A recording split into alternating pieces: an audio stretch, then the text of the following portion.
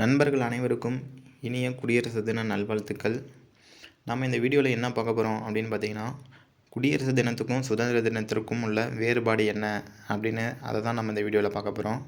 இப்போ தான் நம்ம சேனலை புதுசாக பார்க்குறீங்க அப்படின்னாக்கா சப்ஸ்கிரைப் பண்ணிவிட்டு கூடவே தெரிகிற பெல் பட்டனையும் கிளிக் பண்ணிக்கோங்க. அப்போ தான் நம்ம அடுத்தடுத்து போடக்கூடிய வீடியோ உங்களுக்கு நோட்டிஃபிகேஷனாக வரும். வாங்க வீடியோக்குள்ளே போகலாம்.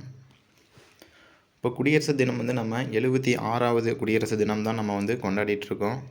குடியரசு தினம் அப்படின்னா என்னென்னு பாருங்கள்.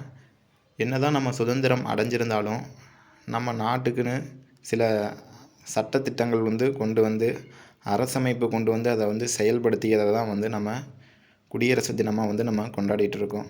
குடியரசு தினம் ஜனவரி 26, 1950 முதலாக நம்ம கொண்டாடிட்டு வந்துட்டுருக்கோம். அதுவே பாருங்கள், சுதந்திர தினத்தன்று நம்ம என்ன பண்ணுவோம் அப்படின்னு பார்த்தீங்கன்னா, ஆங்கிலேயரிடமிருந்து நம்ம சுதந்திரம் பெற்றதை நம்ம சுதந்திர தினமாக நம்ம கொண்டாடுகிறோம். சுதந்திர தினம் 1947 ஆகஸ்ட் 15 நம்ம சுதந்திர தினம் கொண்டாடிட்டு வரோம்.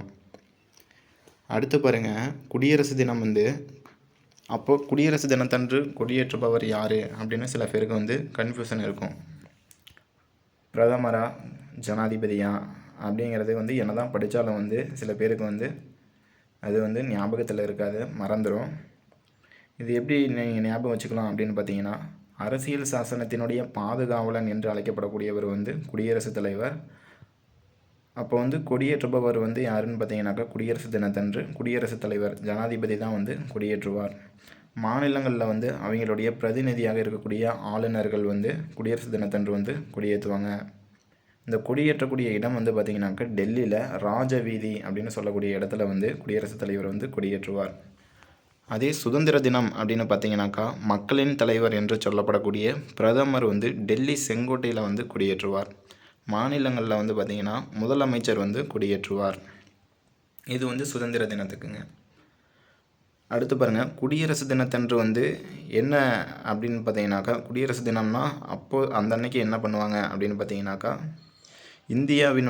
தற்போதைய இந்தியாவினுடைய முப்படைகளினுடைய அணிவகுப்பு, நம்மளுடைய இந்திய இராணுவத்தினுடைய பலம், மத்திய அரசு மாநில அரசு இதெல்லாம் செய்தது, வாகனங்கள் வாயிலாக அணிவகுப்பு செய்ததை நம்ம பார்ப்போம். விமான சாகசங்கள் இது போன்று நடைபெறும்.